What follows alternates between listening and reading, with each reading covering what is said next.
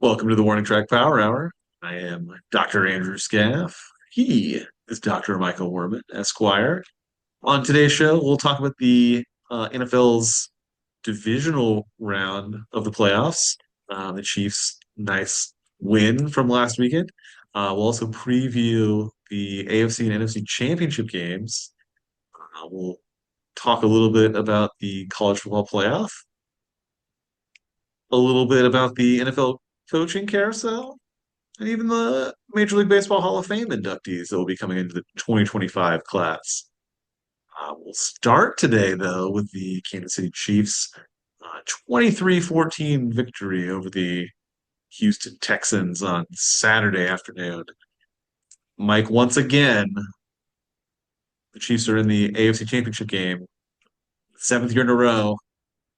Are you finally confident that the Chiefs are on the right track after their crazy, weird season? Well, I guess I feel good that they made the championship game.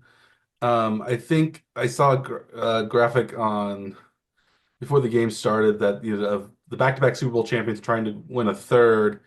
I think only two or three other teams, the 49ers and maybe one of the Steelers back-to-back years, maybe one more team, made it to the conference championship game after that. None of those other teams have made it out of the conference. So if the Chiefs even make the Super Bowl, that would be historic. The Yes. closest anyone has come to winning three in a row. I guess maybe it was the Cow. I don't know if it was the Cowboys or the other team, but it was I guess you could say the Patriots when they won two out of three one year. They were in three straight. They won the first one and the third one. They lost. That was the one where they lost to the Eagles. That was pretty close to winning three in a row too, but they didn't win their first two. They so they made three straight. But so this anyway. I think if the Chiefs make the Super Bowl, I kind of like their odds in the Super Bowl more than I do in the AFC Championship games. I think Buffalo is the best team remaining, especially now that Detroit has been knocked out in the NFC. So I feel fairly okay. I wouldn't be as unhappy if I would have been somewhat devastated if the Chiefs had lost in the divisional round. I if Josh Allen and the Bills finally win a Super Bowl or something like that, that would be at least it would be a feel good story for most of the country, so it wouldn't be that bad for the Chiefs. But I am going to be sad if the Chiefs lose. Uh, but I don't know. I still don't know how I feel about them being on the right track because they didn't play particularly well, at least on the offensive end. Um, they actually didn't play that well on defense either. They really let the Texans run all over them. And they had luckily the Texans were terrible on special teams, and that made the game somewhat of an easy victory, at least towards the end. The Chiefs actually, as we mentioned before, before we went on the air, it was one of the ultimate Andy Reid gentlemanly home stretches where Reid not only decided to down the ball three times in a row, rather than try to get a first down to run out the clock. He downed the ball and then gave the Texans 2 points free, and that upset some bettors in the process because when the game started, the Chiefs were 9.5 point favorites, and they ended up winning 23-14, only winning by nine. So if anybody was a Chiefs better, we were Chiefs betters when the spread was only 8.5 points. So it didn't end up hurting or helping us any. We were on the right side or the wrong side, depending on how we bet it. We'll maybe talk about the bet in a little bit, but. I'm like I said, I'm still a little concerned about the offense. The Chiefs, the running game is inconsistent. It seems like Kareem Hunt is a better running back right now than Pacheco, and he's Yeah. not. Uh, and and that's I don't know how well that bodes for the Chiefs. And Tooney Well, at it's left. it's it's mixed though, right? So like, Kareem Hunt seems like he has that knack for getting the First, 1 yard. Yeah. that they need, right? Well, because like that's always been an issue with them for like the last Yeah, he can get many those couple of short yardage. years, right? So that's good. Not, Yeah, neither of them are breaking the big runs. no, Um, but I wonder what how Pacheco is still recovering. I'm sure from his injury that he probably doesn't have the explosiveness that he had at the beginning of the season. It seemed like the Chiefs had some line issues as well. I don't know if they put Tooney again out at left tackle and Caliendo in at left guard. I'm not quite sure how that went. I don't. Maybe that's still the best option the Chiefs have. Um, and the Chiefs wide receiving core was basically absent this game. Only Xavier Worthy caught any passes. Hopkins didn't catch any. He only had like one target. Hollywood Brown almost had a big catch, but he only had a couple of targets. And um, Smith Schuster didn't get anything. Kelce had a big day, which was good. huge game, Um, yeah. and What was that catch that Brown didn't get? Yeah, Kelce ended up making that all of those yards basically on the next play, wasn't it? yes, yeah, so it worked out Yeah. well Uh, there. Yeah, that worked out pretty. Yeah, you wonder if Mahomes had a baby last week, or well, his wife, I guess, had the baby, but Mahomes, yes. his family, added a new child. And when MJ was watching the game with me, she thought that Mahomes looked very tired, just seeing him. Yeah. And so I was wondering, well, I wonder if that was maybe part of the lackluster play by, I don't know. He didn't play. Mahomes didn't play terribly, but he didn't. There No. were a lot of wasn't a lot of big plays other than some to Kelce uh, Like on the had that ball. one touchdown pass that he threw when he was basically Mhm. like laid out forward, Yeah. which was pretty spectacular to That was a good play. make an accurate throw in from the position he was in. hmm Uh, Yes, that was vintage Mahomes. right. But he But did, yeah, he was only had 177 yards passing in the game, 16 to 25. It's you know, the not Chiefs, that yeah. impressive for him even, right? No, and the Chiefs didn't have the ball a whole lot either. It was because again the Yeah. Texans ran the ball so well, especially the third. Like they had like the ball the entire third quarter. It seemed like the Texans did on that drive, Mm, touchdown drive where they drove all the right. way down and they missed the extra point to make it 13-12. That was again, yeah. So I don't. Were you were you dismayed or did you think a lot of the national media has played up the some iffy penalty calls against the Chiefs, a couple roughing one roughing the passer on Mahomes and one unnecessary roughness when Mahomes slid late, and in both cases it looked like the players didn't hit Mahomes that hard or just barely missed him. Um, Right. were you the what did you think of those calls? Well, the two calls realistically were probably how the league should be calling those types of plays because they're all like they were all being led with the crown of the helmet. Like whether or not they made contact or not should be irrelevant, honestly, because like if you're leading with your helmet down, you're tackling incorrectly and that should be flagged. That's not how the league has, set that policy, but that's what the data from that that study that was ordered like 20 something years ago said is to the players leading with their head are more likely to either to cause injury to themselves or others if they tackle with their heads down, Yeah, like leading with the crown. So I mean that really is like how the league should have been calling those for like years, but that's not how they've ever really set it up.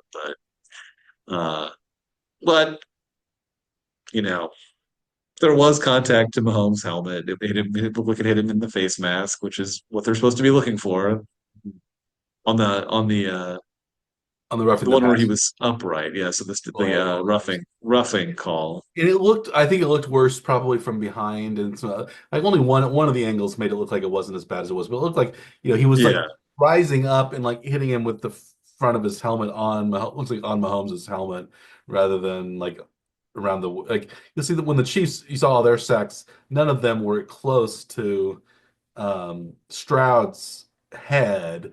They were right. wrap up ones or like it would helmet into the chest. types of sacks. So it seems like the Chiefs' technique was much better on their uh, Yeah, sack. But like, yeah, that one I thought, yeah, like you said, like the when Mahomes slid late, both of those Texans guys were basically crowding the house into each other, and the Texans had been right. earlier this year. Al Shair had a targeting suspension because of his hit on I can't remember which quarterback uh, it was. I Um, remember watching it. I can't remember who that was now either. Was that the same player even? I think Shair was involved in that tackle.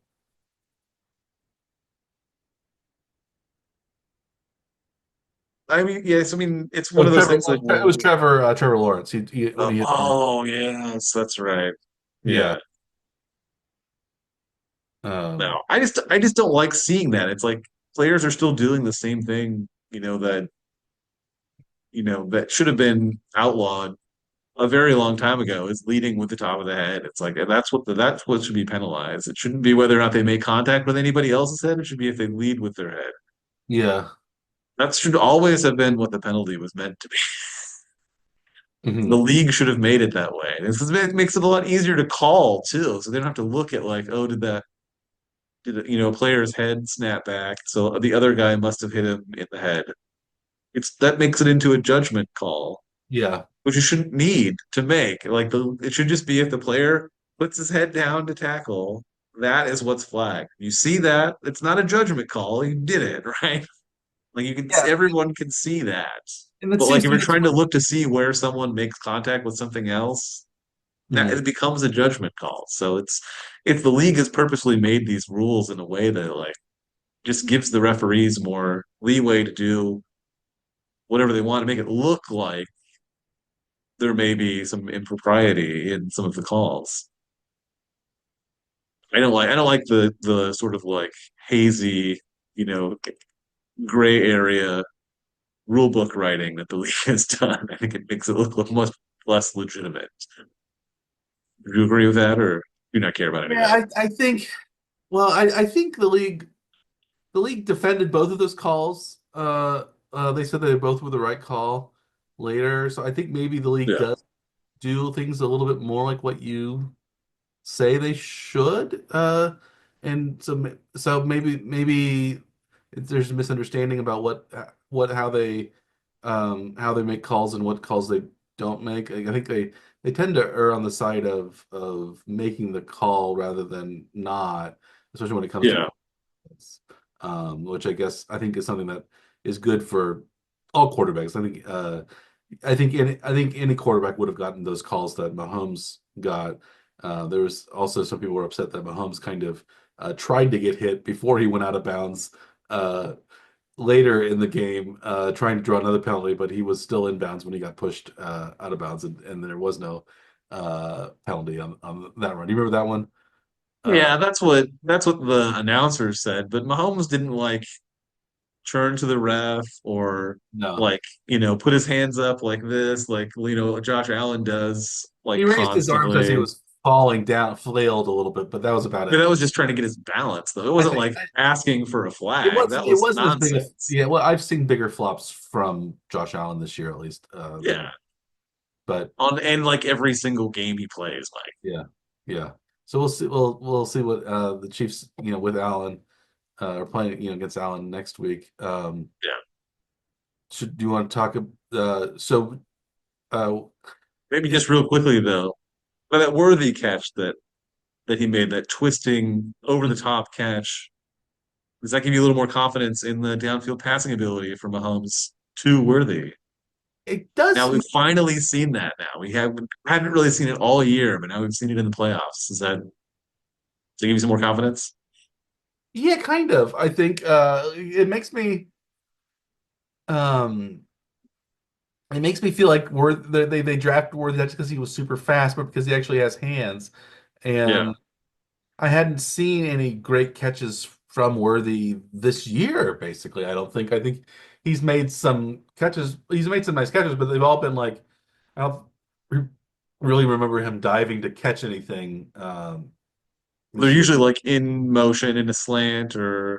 or close near catches, but don't quite count because of like a foot out of bounds or Put out something of on the bounds. sideline. Yeah, he That hasn't. happened a couple of Yeah, he times. did that a lot earlier in the season. He had a couple of games Yeah, he was stepped out of bounds on, right? He didn't kind of have the field awareness of what maybe he should, but maybe he's developing uh, that. And so yeah, that was a really good catch. That was um, contorted his body and like it was good a good throw by Mahomes like kind of back shoulder type of thing, but it's something that is not always going to be caught. And I think in the way Worthy did it, was pretty remarkable. So, um, yeah, that was his best catch in terms of degree of difficulty probably all year that I can recall.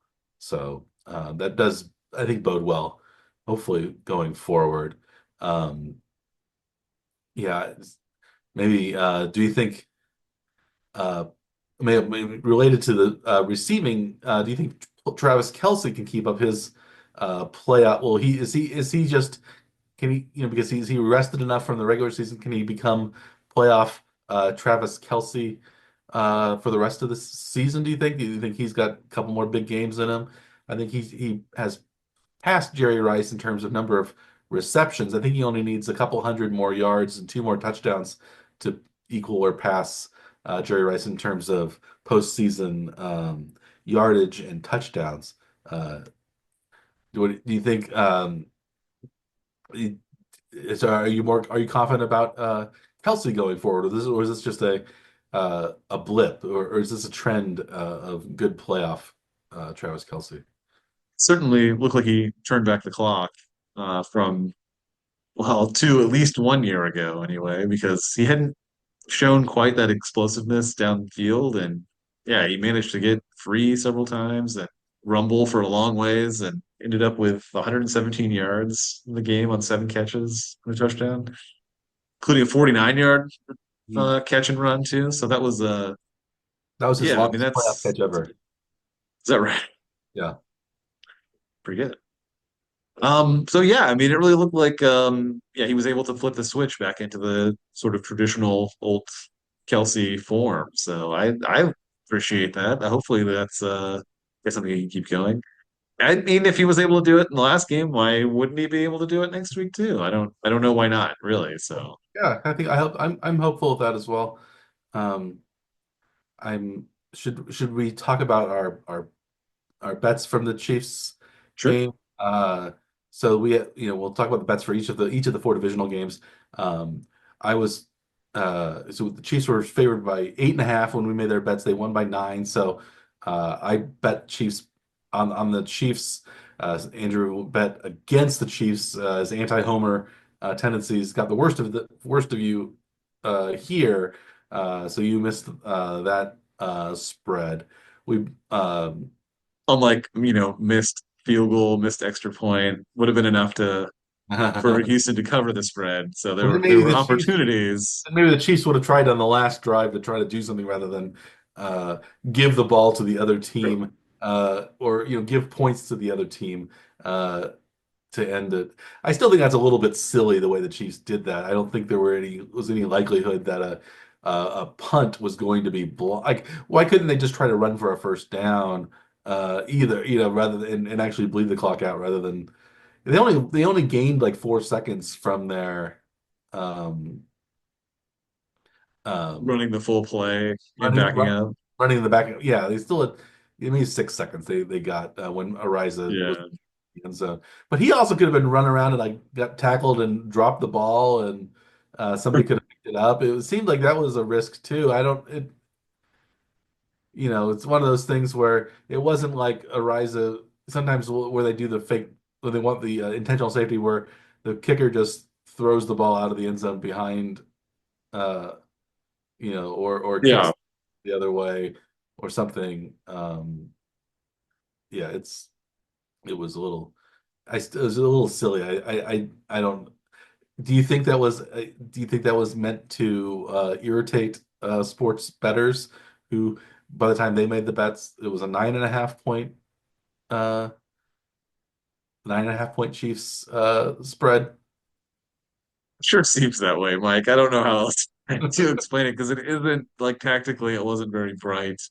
They didn't, they didn't the last two kneel downs they had were, like Mahomes lost I think 4 and 5 yards Yeah. on the two previous kneel downs because those are like, attempting to waste like an extra couple of seconds, Mhm. uh, you know, burn whatever time they could, I guess. And yeah, it was and then the safety afterwards. So it certainly, I mean, or do you think they were only in the position to do the safety because they had backed up 9 yards on the two plays before it?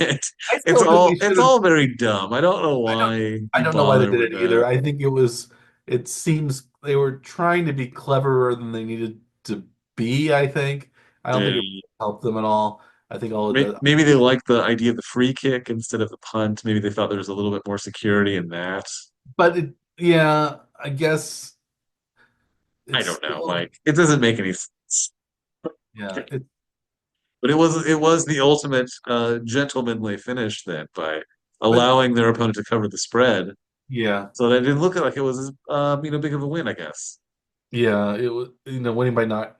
I guess by if they, I guess technically if they punted it away somehow, the Texans could have returned the punt or blocked the punt for a touchdown, gotten a 2 point conversion, then onside kick, field goal, long range field goal from Fairbairn, who had missed every meaningful kick this game basically. So Right. it seems very very far fetched that they could have got it. So I Yeah. don't.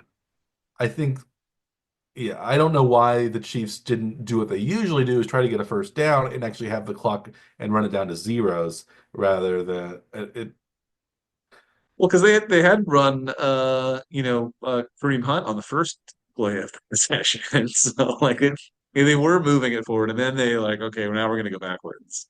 Yeah, it didn't make any. I don't know. I don't know. I don't know why they did that way. It doesn't really So make sense, but it seems to be more likely that they were trying to allow the cover. I feel great that we made our bets earlier and it was 8.5, so that didn't mess You with. you are. I'm not happy with that though. I would have rather Well, had the later line. I guess you would have, yes, Yeah. uh, but so that was on my end. We both picked the Chiefs to win, so we both Yes. money line, and we uh, I picked the under in that game. That was actually the only game that went under in the divisional round. So I got the under. You picked the over in that one. You said I think if there had been a couple more field goal, the field goal and an extra point, that would have pushed you over. I think the over under was 41 and a half. Ended up being 37. So if there had been, I guess there was a blocked field goal by Chanel, there was a missed field goal that was awful by Fairbairn from 55, Yes. and then there was the block. So that would have been 7 extra points. Um, Then maybe the safety wouldn't have happened then too, Maybe the Chiefs would have possibly. scored more points going the other. It's hard to say Yeah. what happened. Again, the Chiefs didn't score when they could put the game away. It seems like usually, or yeah, I still worry that they So can't put teams away, and yeah. But then and there's only two games left. They don't necessarily have to put either one of them away. They just have to win them both. They don't need to do anything yeah, excessive. yeah, A maximum of two games left, I guess I should yeah. say. Should we go talk about the other AFC matchup? The Bills Ravens. The Ravens ended up losing uh, by 2 points to Buffalo, 27-25. Was there anything we learned from Buffalo, Baltimore? Was Baltimore? It seemed like was this just the same old Baltimore playoff Baltimore where they do all the wrong things in the playoffs and uh, don't seem to be able to figure out what kind of team they are. Like they're a running team and they get away from the run and they just or is this Lamar Jackson falling apart in the playoffs again? What was wrong with Baltimore in your opinion? Well, yeah, but I mean, the Lamar Jackson's fumble certainly made it look like it was the Lamar Jackson playoff sort of curse. That fumble was really bad. I don't know if you Yeah, it was a fumbled have seen the snap, replay maybe 3 or 4 thousand and then he just times kind of since then. dropped the ball on the ground while he was running. Yeah, Um, I mean, that certainly looks like that was just a. I mean, that wasn't like a punched out No. type of play. It was he just sort of lost it, but that ended up being immediate, an immediate problem. And they nearly overcame it though, but then what Mark Andrews had some issues with the fumble, and then it dropped 2 point conversion. These just seem like just like dumb problems that Baltimore always seems to run into in the playoffs. I'm not sure why they tend to get away from their strengths, which is like running the ball sort of between the tackles for the most part.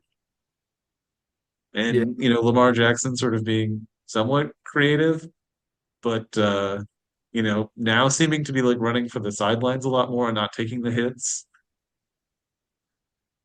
So it seems like he's developed at least somewhat Yeah, over his years. So like he's like not making some of the mistakes that seemed to be obvious before, but still making some problematic plays at the same time. But I don't know.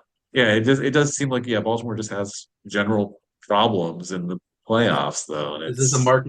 Also, Mark Andrews had a critical fumble, and then that dropped 2 point conversion that would have tied the game. Although left about a minute and a half on the clock, where you could say the Bills had enough time to make a winning field goal at the end. It might, likely even if they had made that 2 point conversion, they would have had to stop Buffalo and then win in overtime to win that game. I think right. so it's still But likely. I would have preferred, him to make that catch, because then, I would have had a shot at winning my spread bet there, which they did not end Yes, up getting. So you picked Buffalo. You picked Baltimore on both the spread and the money line. I ended up picking Buffalo on both the spread and money line and won both of those. So those that was successful. I was actually was 4 for 4 on spreads, 3 for 4 on money lines. So that was my strength. My weakness, and I guess both of our weaknesses were the over unders, where we uh, uh, both said under in this game and it went over. It was 52 and it was 51 and a half was the over under. So this was just barely, barely, barely over. Um, yeah, so that was a close call. it was a snowy day, so there were like, some weather related issues that tend to keep the points down. So like if it was a clear day, maybe the point totals would have been like way, way over. And in that case too. So but Yeah. oh well. Oh well. Chiefs will But like play. bet, but all bets like I could have taken, just depending on a few like basically like coin toss sort of plays ended up going. So it's unfortunate as the better, sometimes you lose on these things very badly too. But Yeah. Did I what do did you I do?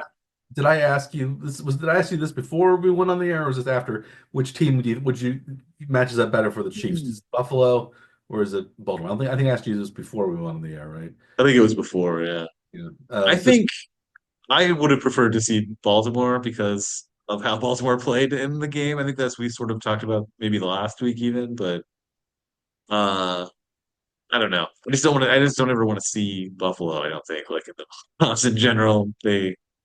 I don't know. I don't think we match up as well against Buffalo, just in general. I don't think so either. But it's one of those things where the way the history has gone, Buffalo wins in the regular season, Chiefs win in the postseason, and That's so true. you think, okay, that's going to happen again. Also, maybe you can say that keeps the Chiefs a little bit more motivated because they lost to Buffalo. They want a little bit of revenge against Buffalo. Yeah. Uh, the Ravens would have had that motivation. Otherwise, they lost by you know almost a toenail early against. Yes. At least they could have had a chance to win that game if there had been a 2 point conversion afterward. But um, Right. that was a very, very close loss to the Chiefs in Arrowhead on opening week. Yeah. Uh, It was a uh, long time ago. yeah. Yeah, the Chiefs ended up losing 30-21 in Buffalo. So that was their only real loss of the year. Well, it was the only loss where their actual starters were playing. So maybe this is a revenge game, you could say, for both. I'm sure Buffalo really wants to get over the hump. I think both Buffalo and Baltimore probably had the same level of motivation to beat the Chiefs to go to the Super Bowl because neither of them have beaten the Chiefs in the playoffs. And so in the last year, Chiefs beat both of them on the road. So this is an easier playoff road for the Chiefs than last year, certainly. So we hope that the Chiefs maybe they have an extra day of rest. Maybe they're less banged up than Buffalo is.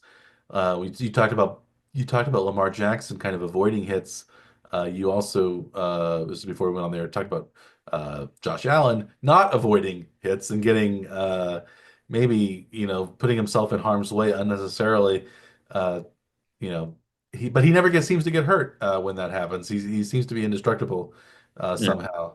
But maybe he'll be a little bit more banged up than Mahomes. Although maybe, hopefully Mahomes as well will be a little less tired from his uh, baby being born. I think the baby is 6 days old on the day of the game. So right. probably had just come home from the hospital a couple of days before. So um, yeah, Yeah, so it's maybe he'll be a little more used to the third child. Was it uh what's it Sterling, a Golden Ray or something, I think is the name of the third one. There's Sterling, there's Bronze, and then there's Golden Ray. No, not names that I believe you would give to your children, Dr. Scuff, of which I you don't are think so. you are not known to have any children, I believe. Not Uh, known to have any. Correct. That is still the case. yes, I'm known to have one. And yes, Okay, but you know, is what you're saying. yeah. Um, but yeah, so I guess go back to Buffalo, the matchup. Buffalo, yeah, I don't think they match up particularly well for Kansas City. Kansas City, I think, does match up a little bit better with Baltimore, but Yeah. Baltimore has has two tight ends that seem to give the Chiefs fits, where maybe only one tight end for Buffalo will give the Chiefs fits, and they don't have quite the receiving core. I don't think that, um, and maybe the rushing attack's not quite as good as Baltimore's either. I'm not sure. They both have a quarterback that can run. They both have Cook is pretty good running back too. He's no slouch back there. He's not maybe not Derrick Henry. Um, so And he won't. I mean, he doesn't get nearly as many runs as you would expect him to because Josh Allen keeps it so often yeah, too. So I don't. Yeah, I don't. They seem to minimize the running back game in general, but against the Chiefs in the past, they have run heavy offenses though too. yeah. The Chiefs have done well against Buffalo in they've uh the- against in the playoffs and sometimes and occasionally regular. I don't know. I'm optimistic the Chiefs will win, but it's one of those things. Is this the year Buffalo will finally get it? I don't think Buffalo on paper is as good a team as they were the last couple of years. They don't have the great wide receivers that they did, the ones that really caused havoc on the Chiefs. But I think Chiefs defense is better than they have been, and maybe they're as good as almost as about as good as they were last year when the Chiefs ended up winning that game in Buffalo. So you'd think at home it would be a little easier to win. So maybe the Chiefs can win by a touchdown. I don't think it'll be much. I don't think it'll be a blowout, but um, I hope it's a blowout. I hope it's an easy Chiefs win, Right. like that AFC Championship game from about 4 or 5 years ago, where the Chiefs blew out the Bills to go to the Super Bowl that year. Yeah, we'll be definitely be hoping for that type of game. Yes, yeah. The line is pretty close though on this one so far. It's only 1.5 points, I think, so far. So are you going Chiefs? Early line is Chiefs favor 1.5. Are you going Chiefs, or are you going to try to thread the needle? thread the 1.5 point needle. Yeah, so No, you I'm want not to going go to by be doing one. Buffalo spread Chiefs money line. that. I don't think I'm going to try to thread the needle there. I think well, at only 1.5 points, I think the Chiefs will win. Uh, you know, if they'd have to win by only 1 point to lose that one, so that seems like a silly bet. If I think the Chiefs are going to win, which I do, so Are you so you're like a throwing? field goal or more is what I would expect. How confident are Hopefully, you? way more, way, way more. What's the SCAF confidence index for the Chiefs? Oh, pretty high. Yeah, Yeah, I think they're going back to the Super Bowl. 70%. Maybe even a little higher, Mike. I don't know. Yeah. How about you? Where's the MWI, the Mike Orman Index? I'm slightly above 50%. Uh, Oh, I, you're really going close on this. So maybe you'll be trying to thread the needle here on no, the AFC Championship game. yeah, I'm not gonna try to tempt fate that way. So I'm just gonna go Chiefs. I'm gonna be a homer and pick the Chiefs, and Yeah, pick the Chiefs on the money line and the spread. And I'm gonna go with the under. It's 47 and a half points, like I usually do. We yeah. also have I guess we've moved into discussing the games ahead. Uh, Before finishing the games that have already but happened.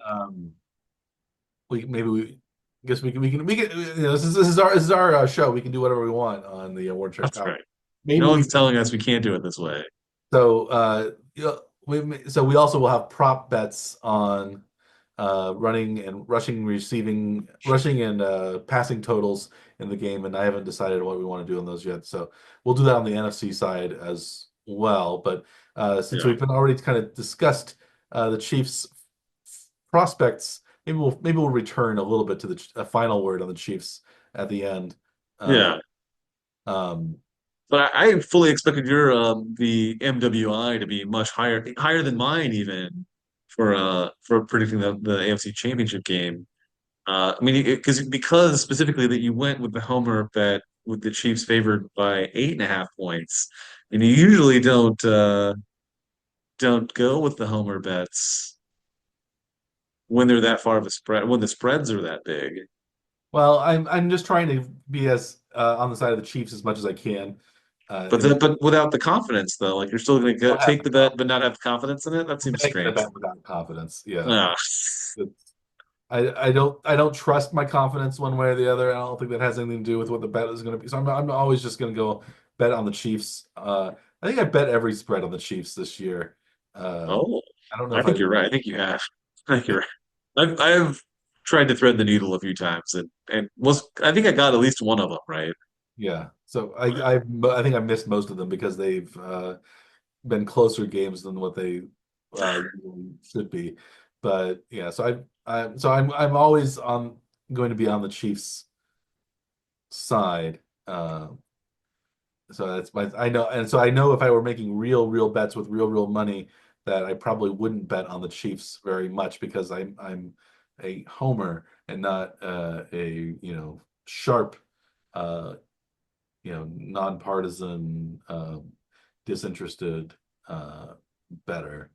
So um but let's maybe we should talk about the NFC a little bit. The NFC games. We had two interesting games. I think we had the maybe we'll get the game that was turned out the way maybe most people thought it would turn out.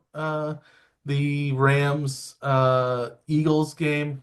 That was a close game, another snowy game like it was uh, in Buffalo and Philadelphia. It was snowy. The Eagles pulled out a 28-22 victory over the Los Angeles Rams in what turned out to be a 2-4 matchup. And the Eagles' victory actually, when the Eagles won, they knew that their victory would actually seal home field advantage for the NFC Championship game as well. So, um, what did you think of the Eagles win? Saquon Barkley had another big day rushing. Um, it wasn't a huge win. It was only by 6 points. The Rams covered the spread, which was something that we both predicted in that game. However, you thought the Rams might win outright as well, so you missed that one. You got one upset. You did go for one upset, but you missed the upset that ended up happening in the NFC. Um, So yeah. this Well, was the another. Rams had a shot at it. They were driving. They had an incomplete pass like around the 10-yard line or so near the end of the game. Yeah, So yeah, I mean, they were down that way, but yeah, weren't able to do it. So I mean, like it was another one that from a better perspective. Like it really could have gone my it could way have. late, Yeah, it was. but it did not. So it Yeah, seemed they like covered. it was a 6.5 point spread, so they only lost by six. But you also Yeah. got you predicted the over in this game, so you ended up doing all right on the Rams Philly game. You didn't get the outright winner, but you did get the spread and the money Yeah. line. But I Uh, wanted that outright winner because that was the upset, and that would have put me much closer to an even day than instead of a relatively large loss that it ended up being because it was so bad on the over-unders. yeah. One question is Jalen Hurts healthy? Do you think is he going to? I Uh, don't think he is, Mike. He looked pretty beat up several different times in the game, and I don't think he was that healthy coming into the game, so I don't think he's 100% by any means. yeah, he's has knee issues. And, yeah, so Hurts, I assume, is going to play. We'll have to keep an eye on that for the NFC Championship game with the upstart Washington Commanders. And the Commanders were favored. I mean, we're underdogs, 9.5 point underdogs to the Detroit Lions in Detroit, and actually won outright 45-31. Jaden Daniels had another big game. The Lions had another big turnover game, five turnovers, I believe, to the Commanders zero. Even Uh, turnovers on like trick plays where you didn't really need to do anything, like yeah, they they could were. have just run the ball, which they were, doing well with anyway. So, uh, no, it was, yeah, some of that stuff was sort of nonsensical. Yeah. So was this more a Commanders win, or was it more a Lions loss? Did they give the game away more than the Commanders won it? There's a pick six as well as one of the turnovers. Goff, I think three interceptions and a fumble maybe, and then there was another interception by Jameson Williams. Yeah, if you're asking me, yeah, did Washington win it or did Detroit lose it? I think the answer is just yes, right? Because it was both of those things. But I don't know. I mean, I think I would probably more likely want to give Washington credit for their win. They did put up 45 points. That's not easy to do, especially against a team with a decent defense like the Lions, although they were very depleted over the course of the season, which probably led to this. I think we kind of assumed this was coming at some point because of how injured the Lions were. But I did not expect it to be the Commanders that would be the team that would, kind of exploit the Lions to this extent. Did you see this coming in any way like that? You No, did. You did pick. I thought the You Commanders did might pick keep it the close. Commanders on the spread, so I like did pick you them must on the have spread. had a hint at least, It anyway. was a big number, and I thought the Commanders might keep it close. And I thought the Yeah, Lions they allow a lot of points on defense, so I thought it might be a touchdown or a field goal game. But I thought the Lions were going to win. I guess it turns out, at one point, I don't know if you remember the beginning of the season, I said the Lions were not going to do as well this year as they did last year. It actually turned out to be correct because they actually went to the NFC Championship game last year and were up two touchdowns or more in the NFC Championship game. And right. I thought they would regress a little bit. They didn't end up regressing until it was at the worst possible time, it seemed like. Uh, Yeah, I also had thought the Texans would regress as well, and they ended up doing just as well although their team, it seemed like, didn't take a step forward this year like it did, like it did last year. yeah. I Um, think they won like maybe one more game than they did, or one or two more games than they did last they season. were 10-7 both. The Texans were 10-7 both seasons. Oh, were they? I thought they had they ended at the same point, but I thought they had a slightly better record this year. Maybe that's not right.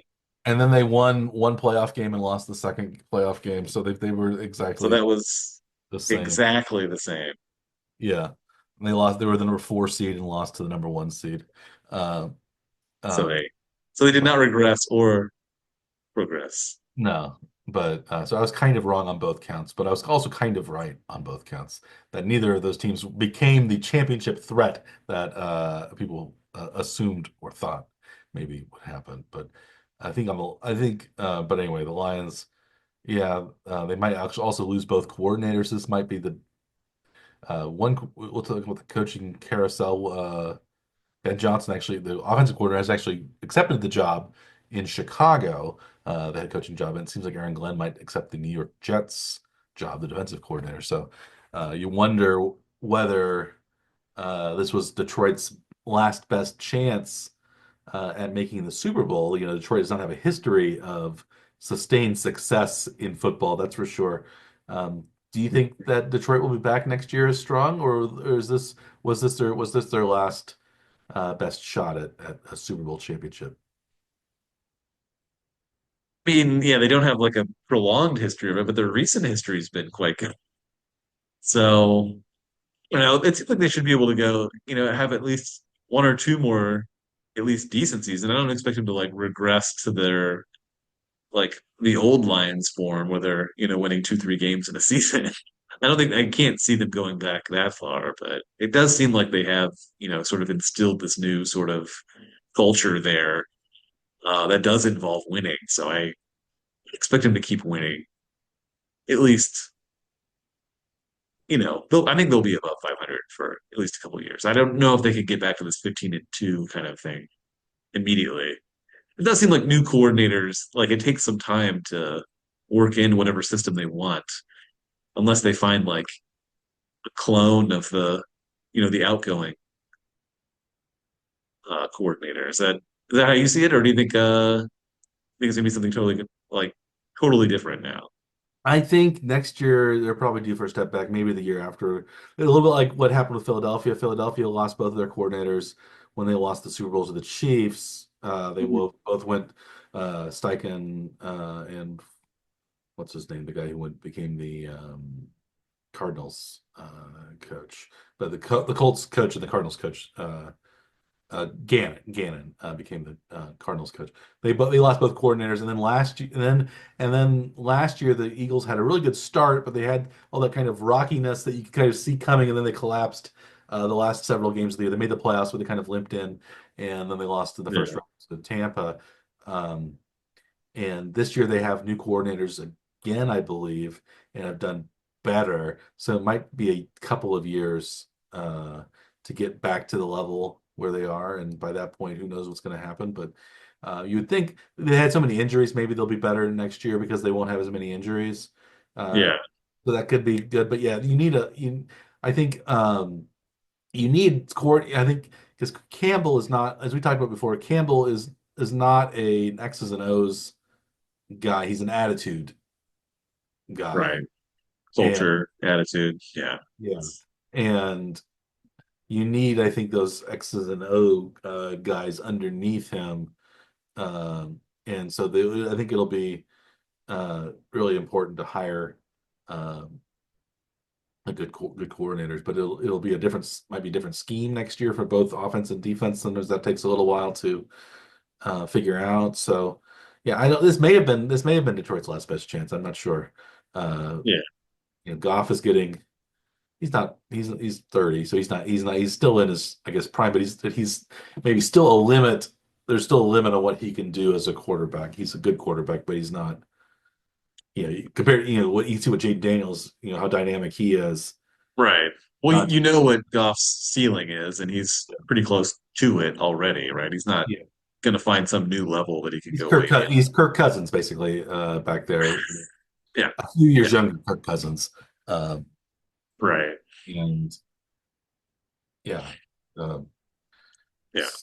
so we have the NFC Championship game set for Philadelphia on Sunday at 2 o'clock You have Central. Oh no, no, we have, yeah. No, we have. Never mind. I was about to say something else, but no. Go ahead. Sorry. We have the NFC Championship game set for Sunday at, I think, 2 o'clock Central Time, and the Chiefs. So that's the Commanders at the Eagles, and the Commanders and Eagles. This will be their third meeting. They've split the other two, um, and I think but the Eagles are what, they're 5.5, Six six and a and half, I think. a half point, Or was the early line? same line as the Eagles had over the Rams, 6.5 point line. And the Chiefs are 1.5 point favorites over Buffalo. The same spread against Buffalo that the Ravens had at Buffalo, if I remember right. They were 1.5 point favorites. Um, I think so. Any early leanings on the lines? We've kind of already talked about the Chiefs, but I'm leaning Washington right now, Mike. Not just on the spread, but I think on the money line too. Are you is that wishful thinking? Do you think that Washington will be an easier opponent if the Chiefs win in the Super Bowl? Will Washington just be happy to be there? Uh, is that what you're Well, I hoping? think they've been playing with house money like for the Hmm. entire playoffs because the expectation was not that they would be a playoff team at all, let alone have a deep run in the playoffs. So, yeah, there's like no expectation. Everything that they do is a bonus at this point. But I don't know. I think maybe the Chiefs, maybe they match up better against the teams where you kind of know what they're going to do. But if Hmm. they do well against Buffalo, I think they'll do well against Washington though too because they're similar schemes. Like, mobile quarterbacks. It's kind of a standard running game. They both have downfield threats, but their defenses are good but not great. They're kind of similar teams, so I think if the Chiefs do well against Buffalo, they would do fine against Yeah. Washington. But I think they would beat Philly somewhat easily. It Is what I would be thinking right now, at least anyway. Not knowing what historically, happens in these yeah. last games. Historically, it actually seems that maybe Washington is the team that's going to win because I don't know if you remember, it's been like 20 plus years since a quarterback who has lost their first Super Bowl appearance has been back to the Super Bowl. So, Mm, uh, so g- you know, uh, Joe Burrow has not been back to the Super Bowl after losing. right. Jalen Hurts so far hasn't been back since losing, but he could be the first to go back. But like, I think if you go back all the way to the year 2000, I think, or before, I don't know who the last quarterback to lose their first Super Bowl appearance to actually reappear in the Super Bowl uh, is. It's been um, uh, I'm looking it up real quick. I don't know. Yeah. Yeah, the last quarterback actually to buck this trend was Jim Kelly of the Bills, Whoa. who went to three straight Super Bowls afterward and lost all four of them. So if you Right. your first Super Bowl, it seems like you aren't going to. I think John Elway maybe it was the last one to lose his first Super Bowl and then win later. I'm not sure. And then win one at some point. Yeah, that might be. Yeah. Yeah, it was.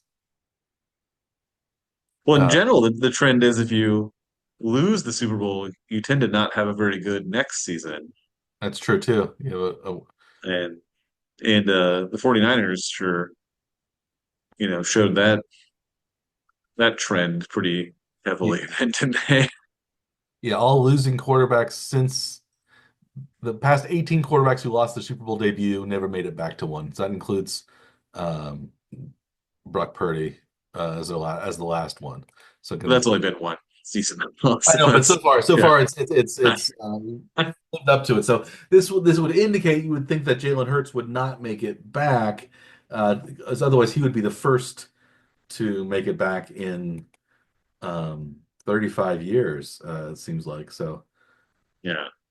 That's, but I don't think that's a real. I don't think that's a real thing. I think that's a sort of is a real curse. But so if you believe in that curse, though, you would think it is Washington's year simply because Goff wouldn't get to the Super Bowl because he already also had lost with the Rams, so Yes. he's going to get back to the Super Bowl, and Purdy can't get back to the Super Bowl either because he's already lost. So the only quarterback that is possible to get to the Super Bowl is Jaden Daniels for. Yeah. So Um, we should have known that before last week when we were making our picks before. We would have gotten the all of the outcomes correct. Well, I think we still would have missed. We still would have missed the Rams We might have missed that one, yeah. because the Well, stats. it wouldn't have helped us with that one, Yeah. right? Well, So it Stafford. doesn't matter who wins that one because they're going to lose the next one anyway, right? Well, if Stafford had won, because because Stafford doesn't fall into that because he was a Super Bowl It's winning true. quarterback in his first one, so True. he could have won the game. Yeah. But yeah, it was. Yeah, it's not a. So it goes back. So The trend dates back to the '94 season when Stan Humphries of the Chargers uh, won. So Stan Humphries, Neil O'Donnell, Drew Bledsoe, Chris Chandler, Steve McNair, Kerry Collins, Rich Gannon, Jake Delhomme, Donovan McNabb, Matt Hasselbeck, Rex Grossman, Colin Kaepernick, Cam Newton, Matt Ryan, Jared Goff, Jimmy Garoppolo, Joe Burrow, Jalen Hurts, and Brock Purdy. All those quarterbacks have not made it back. Although Drew Bledsoe made it back as a backup for the Patriots, That's right. um, but So still. now that I've said that have been leaning Washington. Now you came in with these stats that actually showed of support. I said, how are you leaning, Mike? I'm leaning Washington to at least keep it close. I still think Philadelphia's a better team. I think Philadelphia. Well, it depends on what hurt how injured Hurts is actually.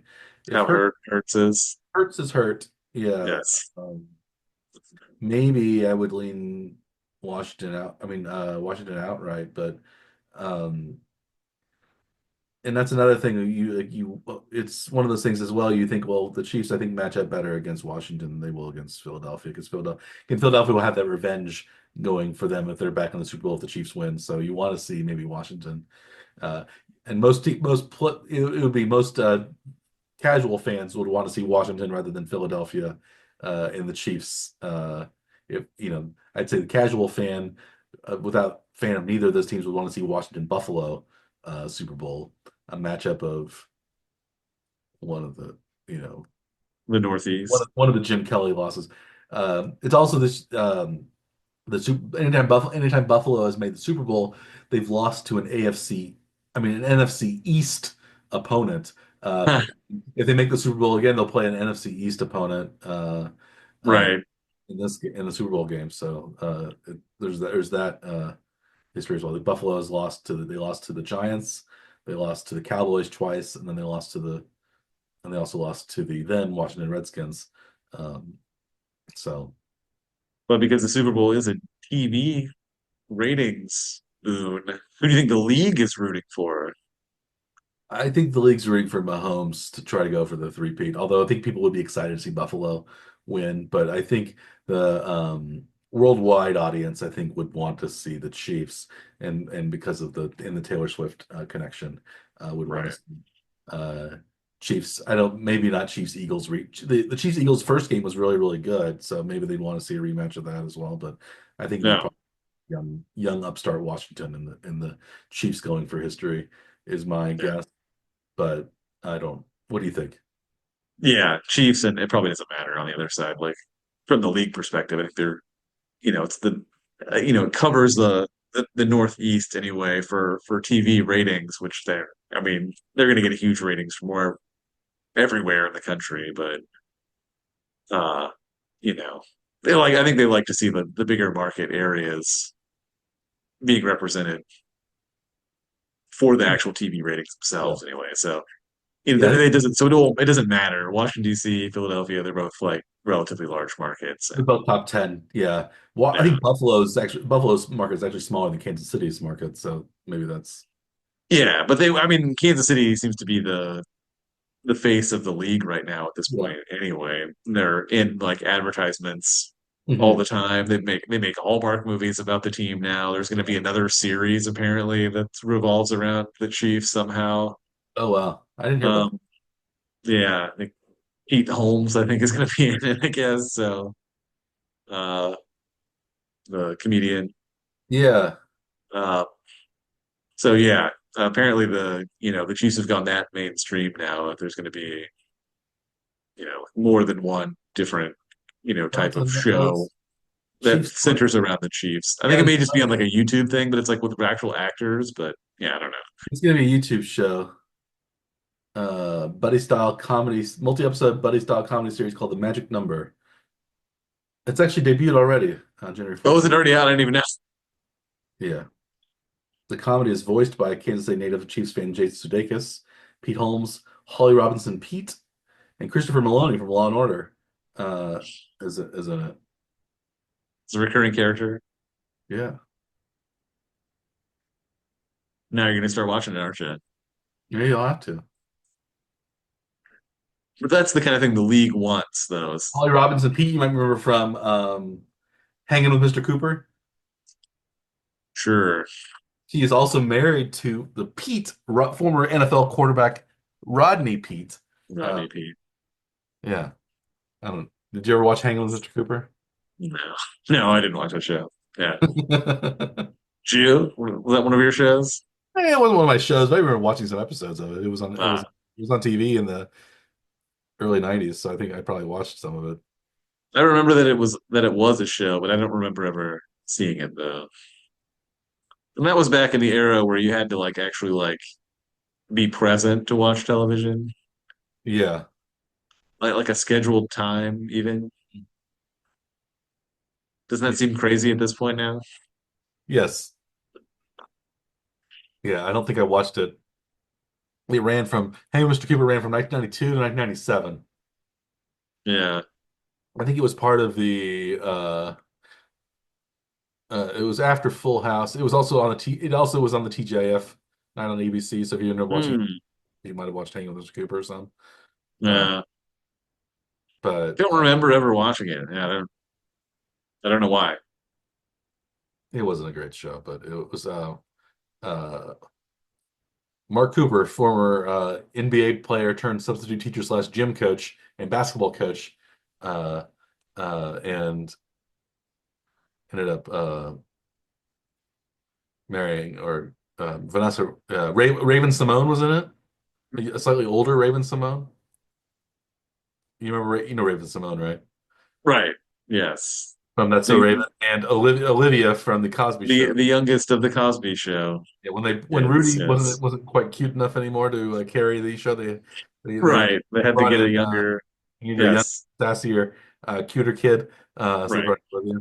It was like little, probably I think the classic is the cousin Oliver from the Brady Bunch. Do you remember cousin Oliver on the Brady Bunch?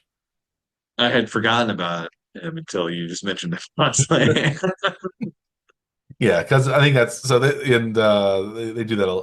Um, yeah, they bring in or the great, maybe you could say it's the Great Gazoo as well. They bring in a new crazy character to for no reason, for no apparent reason, but to boost sagging ratings. Uh, Right. It is like a sitcom trope to bring yeah, in like yeah. a new It character. was the Itchy and Scratchy and Poochie episode of The Simpsons. You remember that Right. Yeah, exactly. one? Tried to get when Homer became Poochie, and then they also had the new family member Roy, who was staying with them as the I'd Poochie. forgotten that. I didn't Um, remember that. I don't remember Roy. Roy. Yeah. Um, yeah. Anyway, should we talk? We talked a little bit about. So that's, I guess, we talked a little about the coaching carousel. Yes. So Ben Johnson is going to coach the Detroit Lions. Some of the other coaches, it seemed like, have been sort of settling in. Liam Cohen, the uh, uh, Tampa Bay Buccaneers offensive coordinator, seems like he's maybe has the inside track for the Jacksonville job. Aaron Glenn, the defensive coordinator for Detroit, seems like he has the inside track of the New York Jets job. But recently it came to light that the number one contender for the Dallas Cowboys job is not Bill Belichick right now. It's not Deion Sanders, but instead it is one Brian Schottenheimer. Uh, how impressed would you be if you were a Cowboys fan and uh, current offensive coordinator Brian Schottenheimer, who actually didn't call the plays, it was Mike McCarthy who was calling the plays, uh, was named the new Dallas Cowboys head coach? Would you be happy to hear that, or would you be less than happy? It seems like, yeah, like not an enthusiastic choice, I don't think, from the fan base. I would have to assume this would be something that, maybe somebody from inside Jerry Jones' office threw the name out there just to see how people would react to it. And if they happen to be very positive, then he might actually then consider hiring Brian Schauner. But I can't picture it. I don't think that seems like a choice that they make in general. If they don't like the direction of the team, you'd think that they would go ahead and fire the coordinators and even consider them being part of it because they would be part of the old regime. They would be wanting to go a different direction, right? Isn't that like typically what you would think would happen if they're trying to I change things up? I don't know if they want to change things up. I think they just want to maybe they just want somebody that they're familiar with and So why George. didn't they just keep McCarthy then? So like, what's the point? I think they were surprised that McCarthy didn't want to. I think McCarthy says he just didn't want to deal with it anymore. He didn't want to deal with Jerry Jones and whatever contract he was being offered. He didn't like it. He thought he probably wanted to get the contract. He was on his last year of his contract through the whole season, and usually coaches don't like to be coaching the last year of the contract. He probably wanted to get it done earlier, and just thought, okay, well, this is the last straw, so I'm just gonna um, leave. And right now, McCarthy's actually seems like maybe people think he's going to take the Saints job, but yeah, I think the Brian, Brian Schottenheimer would be another sort of nepotistic move where it's a famous coach's son, although some coaches' children and are good coaches in the Kyle Shanahan type of situation, it seems like. But others, aka probably best known for to us as the Nathaniel Hackett group, are woefully inept and seem like they're only hired because they are the sons of former coaches. So how I don't know where Brian Schottenheimer fits into that category. He's been a fairly lackluster offensive coordinator for a lot of teams. Um, Yeah, but no. So was Brian Schottenheimer Marty's son or nephew? Marty's son. Wasn't there another like nephew or something that was also a coach in the league too? There's Kurt Schottenheimer, who has Yeah. another son. So it was just two different sons of Marty. I mean, Kurt Schottenheimer was the um, brother of Marty. Kurt Okay. Schottenheimer. Brian Schottenheimer is Kurt Schottenheimer's nephew. Maybe that's That's okay. So it's the back the other way. Yes. Okay. Got it. Now we know the Schottenheimer family tree so better. Kurt. Yes. Yeah, Kurt Schottenheimer spent more time as the Chiefs. He was the special teams coordinator from 89 to 94. He was the defensive backs coach from 95 98, defensive coordinator 99 2000 under Marty, or maybe under Gunther Cunningham as well. Um, but he hasn't been coaching for a while. He's 75. He hasn't been coaching since for about 15 years now in the NFL. But Brian Schottenheimer is a Blue Valley high school graduate, the regular Blue Valley, not one of the directional Blue Valleys. He, Puts a date on when he was there, I guess, right? well, I guess I don't. I guess that they just started with Blue Valley, and then they went Blue Valley North, South, West, Oh, there is still a Blue Valley. high school. Yeah, No, no direction. I guess there still is. I didn't. Directionless Blue Valley. I guess there is. There's no Shawnee Mission directionless Shawnee Mission. I don't believe, but there is a. Yeah, that's what I thought it was the same like Yeah. nomenclature. Or Olathe. I don't think there's an Olathe either. I think it's all Olathe directional. Yeah. And at least there's Blue Springs and Lee Summit both have the original and then the directional Yeah. names. Liberty as well now. Yeah. Park Hill to go through all of our Yeah. And they districts. just started with the South, right? For both of those, right? Isn't it Liberty and Is it Liberty North? I don't know what Liberty's. I don't know. I'm not sure. Park Hill is Park Hill South, Blue Springs went to Blue Springs South, then Lee Summit went to Lee Summit North, I think. North, and then Wait, West. I think maybe I there's. don't know. I don't know. I don't know. Yeah, I don't follow them all either. Nah, I And don't know. you don't follow Kansas City or high school football? No, not at all.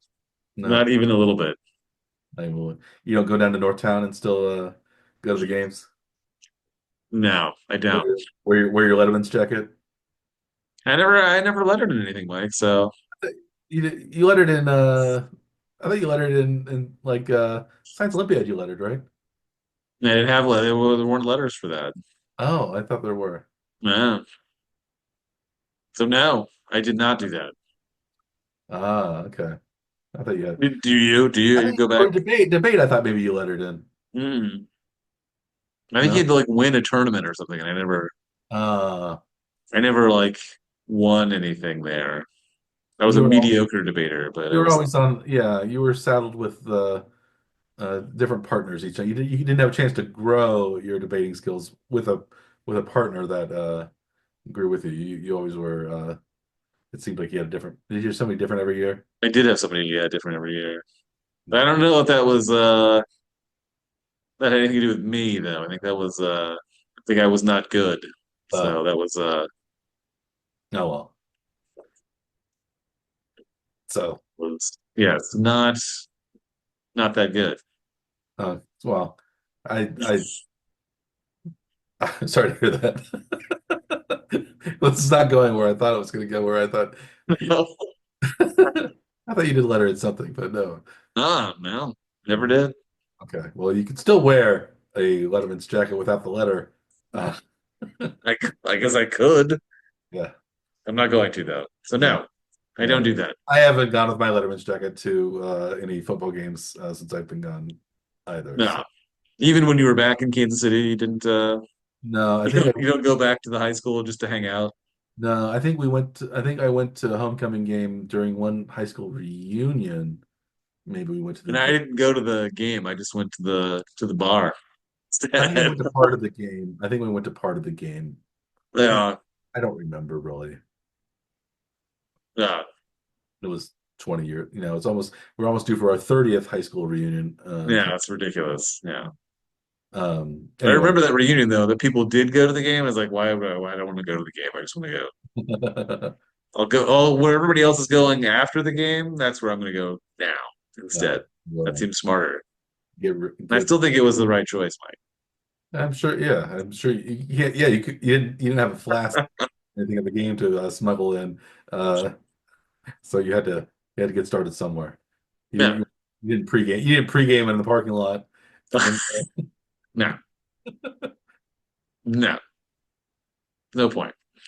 no, I don't think they sell alcohol at the North Kansas City high school football games for some reason. Maybe they don't want to encourage it, I suppose. Um, but anyway, where we're coaching carousel. Maybe Yes, so you want to move on to the college football playoff? sure. Okay, so this But maybe one quick thing on the coaching carousel though. Are you disappointed that Deion Sanders is not apparently on the short list? Or also the piece of information that came out about Bill Belichick has not actually signed his contract for North Carolina. Does that put him back on the table for any of those jobs? I think Bill Also, Belichick should be on the table, but I don't think he will be. But I don't no. know. I think it's still more likely that Bill Belichick will be an NFL coach this year than Deion Sanders. I think he would be also be a better hire than Deion Sanders. But I think I'm a little surprised Dallas hasn't gone for something a little splashier. Although it seems like a lot of times they don't get very splashy head coaches. They get, it's like Jason Garrett and Wade Phillips and people like that get the Dallas job. So sometimes I think it's just people that can um, are willing to be second fiddle to Jerry Jones. So maybe the Brian Schottenheimer thing fits into that. Um, my Nah. Oh, we also didn't talk about our overall bets on the day on the big board for Hmm. the NFL. Um, I actually ended up winning uh, almost um, uh, Guy, $200. almost $200. You end up losing about $500. So we're still both below uh we're both in the red on the year, although I'm only about $800 short. You've gone to more than $2,000 short now. So Season's unless turned something into a really turns around, disaster. I am winning the season series. Although Super Bowl could really change things. These divisional round, with all these prop bets that we might be betting on, will change things. But we'll talk about those. We won't talk about the prop bets today. We'll reveal the results um, next week, I think. Um, but but you haven't been doing so. You hadn't been doing so well on the NFL, but you were really blowing me out of the water, and everybody, even seasoned bettors, out of the water. I'm sure in your college football betting, you ended up with Ohio State with their victory 34-23 over Notre Dame. They were favored by 8.5 points. They covered the spread thanks to a last Spectacular late fashion, late yes. field goal. They were way ahead. They should have just but Right. blown Notre Dame away. They were up 31-7 at one point. Um, Notre Dame came back and actually had the spread covered. by a half point, and then a field goal to send it to a two-score game. But Kept after a really gutsy play too from Ohio State line, like 3rd and 11, I think, where they had like a 55-yard pass, which is insane to even attempt in that scenario because even an incomplete pass stops the clock. yeah. But they connected and ended up, being able to kick a field goal to extend the lead and cover the spread. Was that to Smith the last pass? Was Ooh, it I don't remember who that was. Jeremiah Smith, or he's like the freshman wide receiver who would be the number one pick probably in the draft if he were available, but he's only a freshman, so he can't come out. Jeremiah Smith, yes, that is Yeah, correct. he's their best wide receiver. So, um, And also, but did you remember that the Ohio State quarterback Will Howard transferred from K-State K-State, to that's right, yeah. yeah, So K-State connection, yeah. ASU to OSU. To the national championship game. So he was the Pop-Tart Bowl winner last year. Now he is the national championship winner this year. I wonder which one he enjoyed more, the Pop-Tarts Bowl in Vanity or the that was probably the national championship. But I'm sure I would assume so.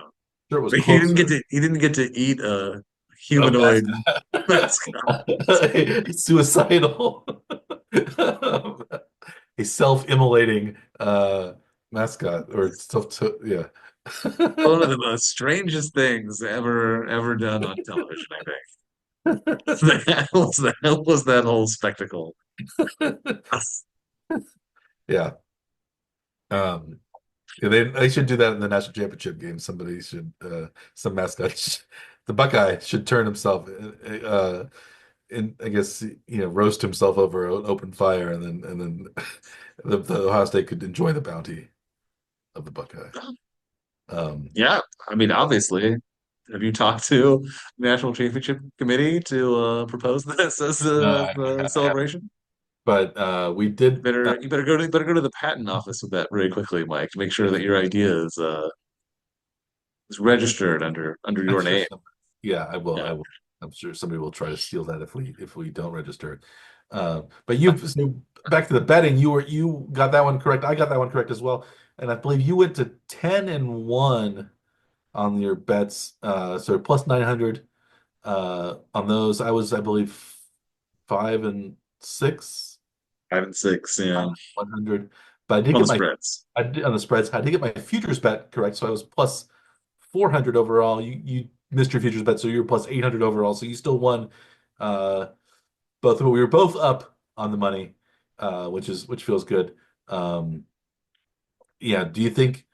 I don't know. Ohio With State. great returns, though, like, Yeah, I mean, very good returns for the amount of money we would have spent to make those bets too. So, if only we actually had bet our own money. right, instead of just talking about them, right? We'd be up a few hundred. We'd be up several $100s, and Yeah, then we could go. It gives me Pop Tarts as we wanted, or even spring yeah. for strudel, which is a little higher Apparently, bracket. yes, Have you had right. the toaster strudel? The Pop Tarts version. The one in the freezer, the Pillsbury toaster strudel. Oh, it's been a long time. Yes, I thought That's a even there was like a new, different flavor of the no. because That's what it's the cinnamon Pop Tart apparently is the like most popular that's my variety. favorite. My favorite is the cinnamon Yeah, as well. I don't like a fruit filling in a dessert usually. Apple yeah, pie I like, but like most of like I'm not a big fruit dessert person. yeah. Um, I was a little surprised to find out that the just the standard sort of cinnamon Pop Tart was the most popular though. I thought maybe it would be fairly popular, but not the most popular. Yeah, it seems like I thought one of the sweeter or the more desserty ones would be yeah, it seems like favored. strawberry is the one they promote the most, or blueberry. But I like the cinnamon as well. That's my Yeah, favorite. But that's what I go for if I eat Pop Tarts, but I don't do that cinnamon, very often yeah, now. well done. Yeah. Something we both agree on. I like the cinnamon toaster strudel, which I actually had some toaster strudel this past weekend. It was pretty good. Nice. That's the one where Is you that a regular weekend thing or just a special MJ treat? MJ had some, so a special treat. I should have eaten more, but I only had a couple. But those are the ones that you actually they're a little flakier, and you have the little icing that you can spread on it. Oh yeah, Yeah, it's pretty good. nice. Um, anyway, uh, speaking of pretty good, do you want to move on to the baseball Hall of Fame, or do you want to Sure. talk about college football? I don't know what else there is. Ohio State won. I predicted it. And From the I don't beginning, you got it from the beginning. from the beginning. I Yeah, saw it from the beginning. They won each of their games fairly convincingly. The last two games were a little bit closer over Texas and over Notre Dame than their first two, but um, yeah. yeah, It's hard for us to be like super enthusiastic about this now though because we both sort of saw the game the same way and it kind of went the way we thought it would. So I don't know how much do we have to talk about it, yeah. We don't. I right? don't think we aren't we haven't followed college football this year as like we did. And college football has changed so much with the transfer window, transfer portal, and all those different things. Like And the realignments and yeah, yeah. it's not as interesting or as fun as the NFL nowadays, I don't think. Um, But so apparently we're better at picking those games than we are the yeah, I NFL. think we were not burdened by excess knowledge or second guessing ourselves, I guess. That must be Um, it. yeah, yes, I don't know. I don't know if Ohio State's favored to win next year or not, or Penn State I think will be pretty good next year.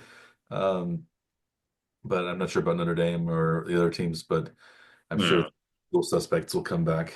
But we'll deal with that next year when we get to next year's playoffs, and we probably won't have much college football talk for several more months. unlikely. But we do have some baseball talk because the Baseball Hall of Fame has announced its new inductees. It announced the Veterans Committee announced a couple of inductees, Dick Allen and uh, Dave Parker, both made it in December, I think. Um, but they were on in as part of the Golden Era committee. They made it in December. Dave Parker was that far back though, was he? Did he? The Golden Era committee. Dick Allen was from so the Golden Era covers uh, I think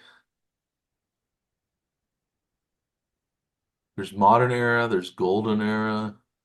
I think Golden Era is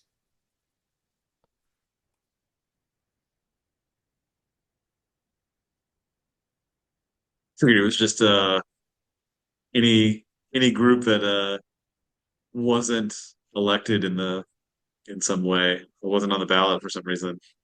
oh wait, that's not Golden Era. That was maybe I missed the eras. I messed up the era. Golden Era was period from the end of the dead ball era to the modern era, roughly 1920 to sometime after World War II. Uh, oh wait, the Golden Era was Dick Allen and Tony.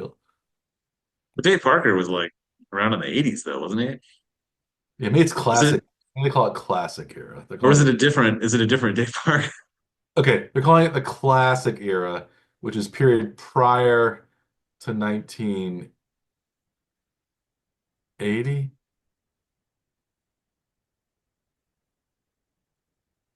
Yeah, that included the people that were on that list were Dick Allen, Ken Boyer, John Donaldson, Steve Garvey, Vic Harris, a couple Negro Leagues players, Vic Harris and John Donaldson, I guess, Tommy John, Dave Parker, and Louis Tiant.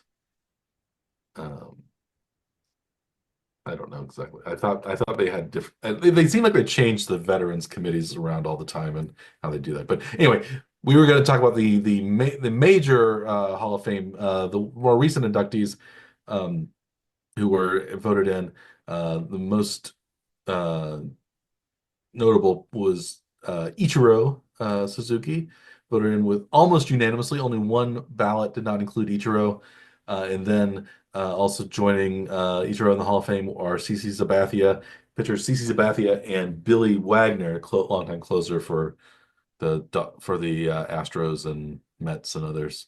Um, Anything notable about those inclusions, Dr. Scaff, that you want to talk about? Well, I mean, Ichiro seems like a no-brainer. I can't believe that somebody left him off the ballot. That doesn't seem to make any sense to me at all.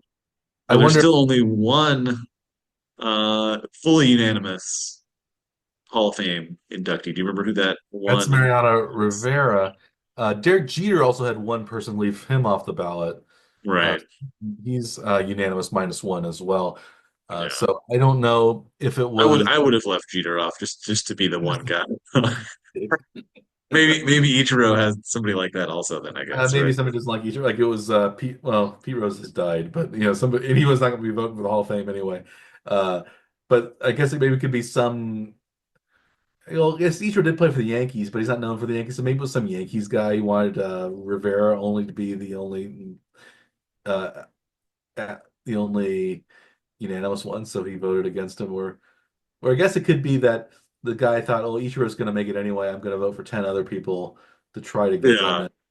in." Um, but yeah, I would say that Ichiro was a no-brainer. He had more than 3,000 hits in the majors, plus 1,500 something hits probably, or in Japan. So he had, beat Pete Rose's total hits record, and yeah, he was a great, great, great player. He played till he was like 45, so he was his last few years were kind of lowered some of his averages and rate stats and things like that, but he was Right. Because he still, was like a 320 something hitter for his Seattle days, and yeah, which is I mean, impressive, especially in the era. yeah. I think he set a major league record for hits in a season, uh 262 hits or something like Jeez. that. And uh yeah, I think it was 262. 262 in 2004. 2004, But his first season in the majors, he managed 242. a mere 242. Yeah. Yeah, he was very good player. What? So I'm I guess looking at the ballot. You're you know were there any players that surprised you that are not included? Um, a lot of steroids guys still haven't been. I think Manny Ramirez and A-Rod and some of those other guys are hovering in the 30 percentiles. Um, Andrew Jones and Carlos Beltran were the just missed, so maybe they will make it in coming years. But um, Those two, I would think that, yeah, Beltron might be marred a bit by some of the scandals that happened later, I think, with Houston, right? Wasn't he on yeah, the. he was part of the Houston World Series scandal. Yeah. He was But at Andrew least, Jones was never involved in any of that kind of stuff. So, like, it seems yeah, like he would be yeah, maybe slightly ahead of Beltron, perhaps, but he seems to be slightly behind Beltron. Isn't that right? yeah. He's slightly behind. Andrew Jones he got 66% of the vote. Beltran got about 70% of the vote. You need 75% to get into the Hall of Fame. But yeah, um, Chase Utley was 40 about 40%, and then Alex and Manny Ramirez, Andy Pettit, all guys that were sort of steroidy people in the 30s and upper 20s. Um, yeah, it seems like there's not a lot of uh, great, great players that are up for candidacy right now. Ichiro is one of the great ones, but like I think CeCe Sabathia was a solid. He was a very good pitcher, but he's not a, that I think CeCe's.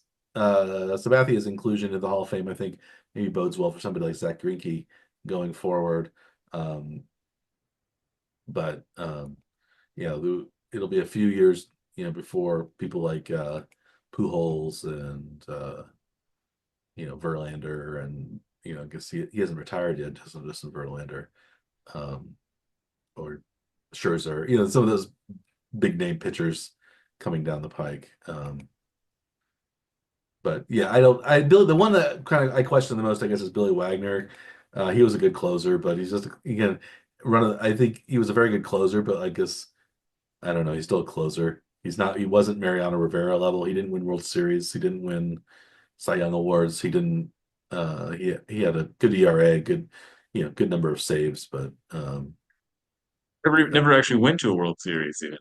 yeah, and we looked at before. He has a very terrible playoffs ERA. I think it's over 10 is his playoffs ERA. So Yeah, not so great. But he was a good pitcher. So I don't begrudge him yeah.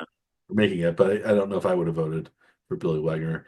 Um, So yeah, are you surprised that Billy Wagner is in over somebody like Chase Utley or yeah, I would have voted Andrew Beltran and Jones? Jones over Wagner. Jones No, is known for being the best, by far the best defensive center fielder maybe ever.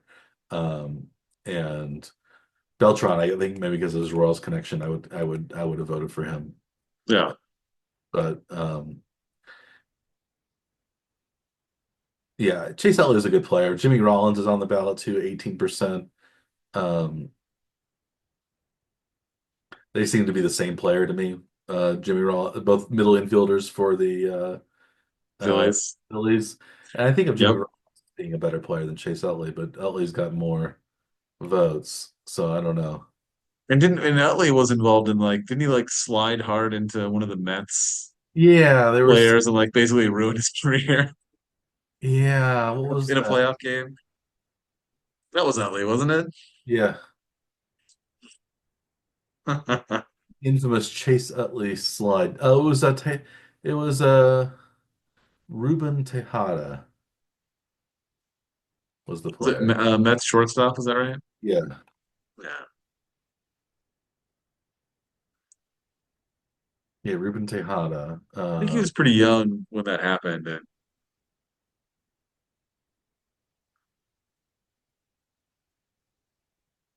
Yeah,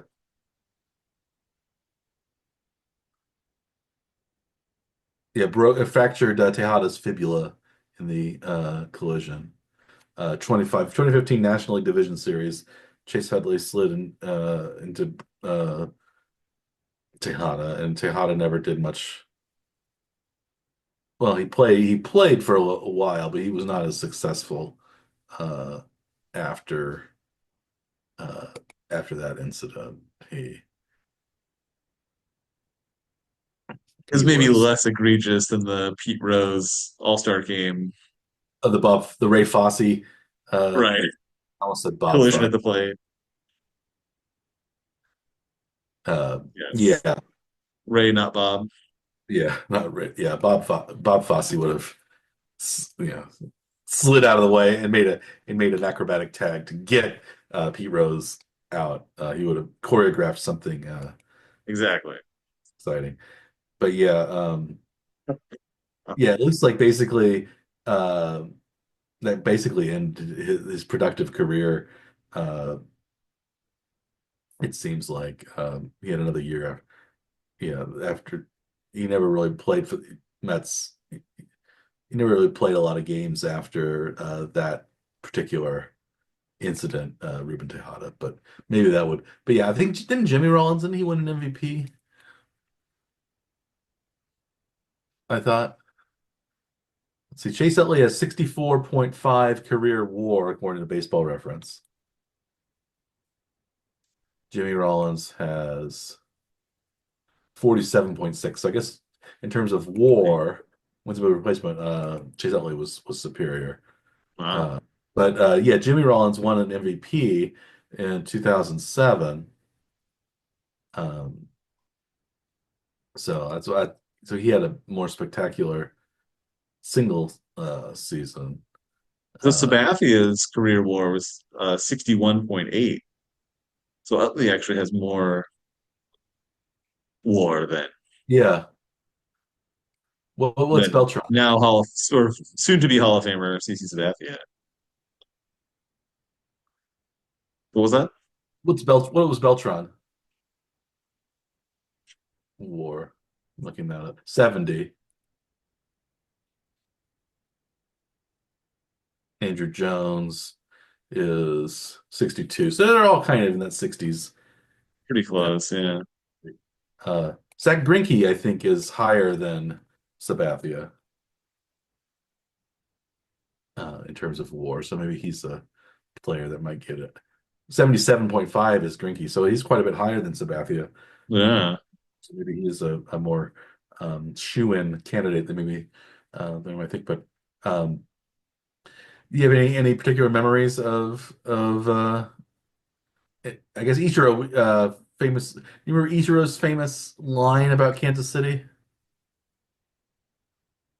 No, what was that? Something about Kansas City in August is hotter than like two squirrels like fucking in a sock or something like that. Have you heard that?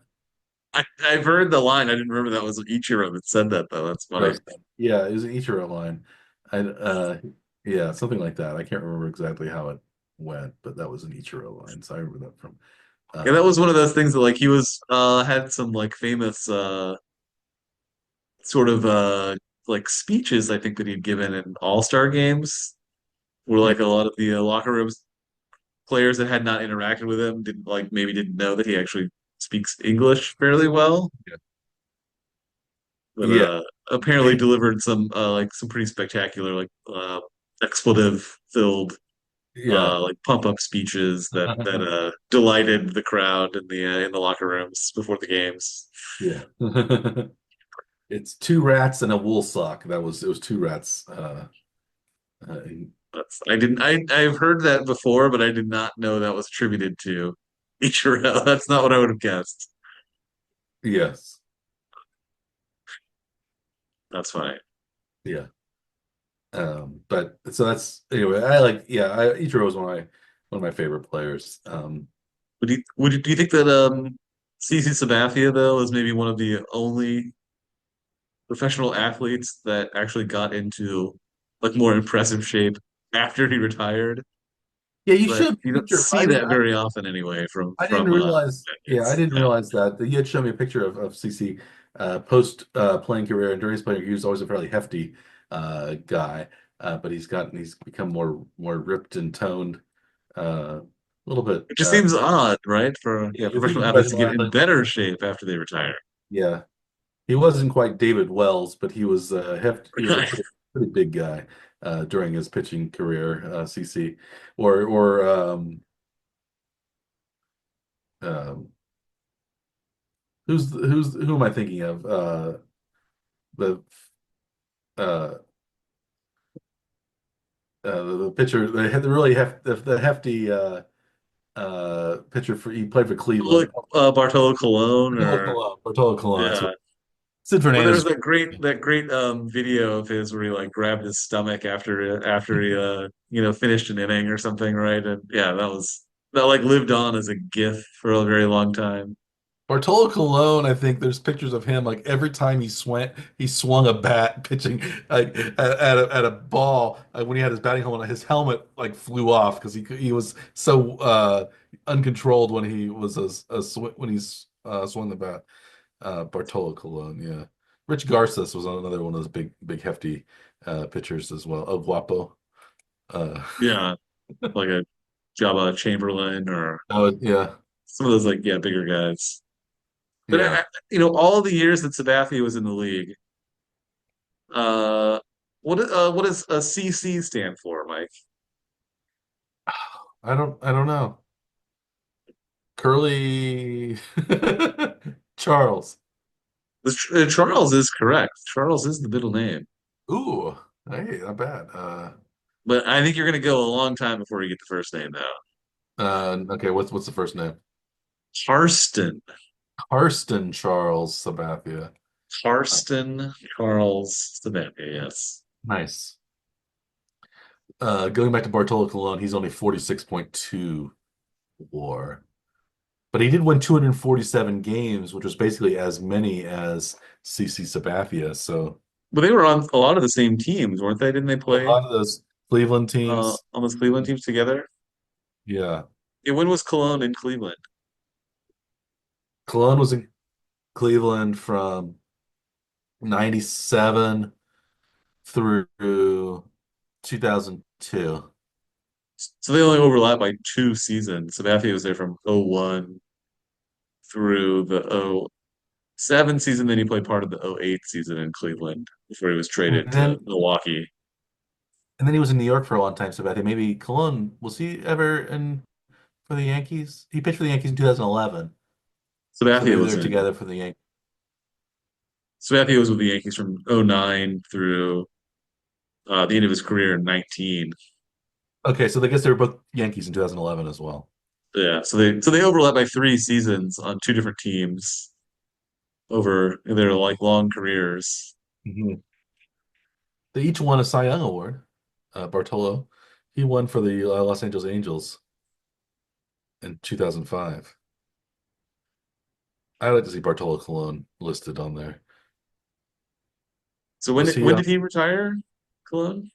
2018? So he should be eligible. He should have already been eligible, right? Yeah. Yeah, because Sabathia retired after the 2019 season. So yeah, Cologne, did he not get votes last year? Oh, he fell off the ballot last year. He didn't get So, enough. so he was only on 1 season and then he fell, came off. Wait a minute. No, he had 46.2%. So he should be on there. Let's look him up on the maybe I just didn't see him on the article that I read.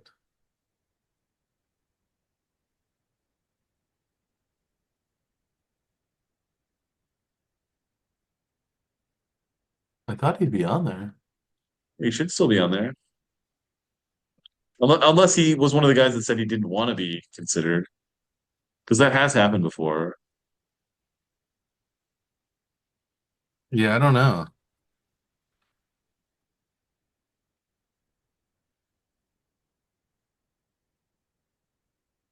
Yeah, Bartolo Colon fell off the off. He only had 1.3% of the vote, it says. Oh, okay. Oh, they said he had like 40 something percent. I know I read the article I read was had a wrong score. Oh, okay. Yeah, Matt Hall. So he had 5 votes, 1.3%. So then what less than 5%. So Jose Uh, Bautista, Victor Martinez, Bartolo Colon, Matt Holliday, Adrian Gonzalez, Brandon Phillips, Jose Reyes, and James Shields uh last year fell off the ballot. okay. Those are some pretty good players. And I think before we came on the air, you mentioned some of the players that would be added to the offer next year, and it doesn't sound all that impressive, though. Is that right? Yeah, I don't think it's great players.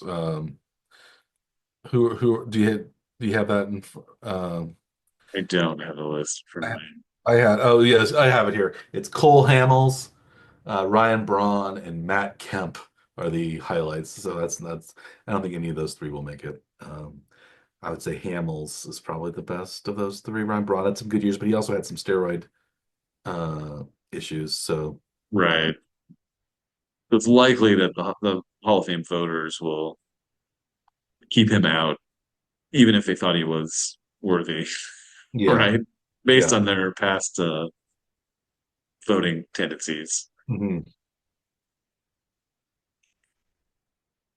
from the Baseball Writers Association. That's right. Yeah.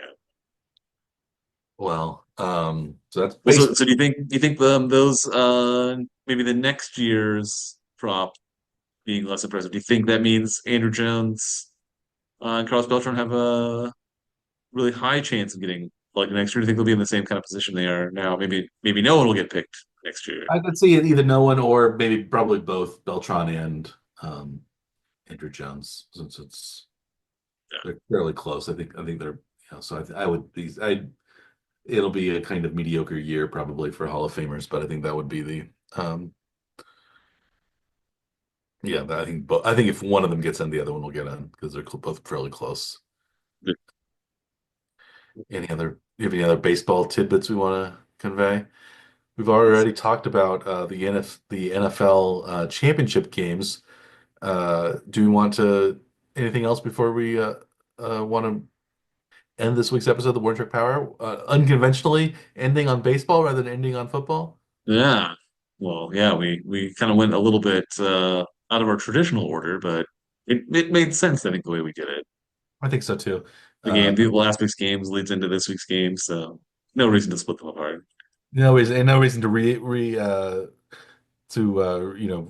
regurgitate what we've already said about the games either. If you want to hear more about what we said, you can rewind and listen to It's on you guys, not our on us. great insights that we've already put down. Our patented hard-hitting, hair-splitting analysis here at the Wardrobe Power Hour.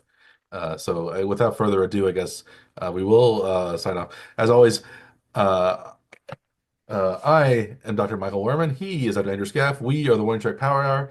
Please like and or subscribe to our uh, YouTube channel or our podcast if you haven't already. And our podcast is available on many different delivery platforms. And we are especially excited about the Chiefs coming up this weekend. The other on Sunday, the big maybe Sunday is the best day of football for the NFL because it's both championship games on it. And they're both hyped up maybe more for the game than they are for the surroundings of the game, like the Super Bowl will be. So it's a great day for football fans.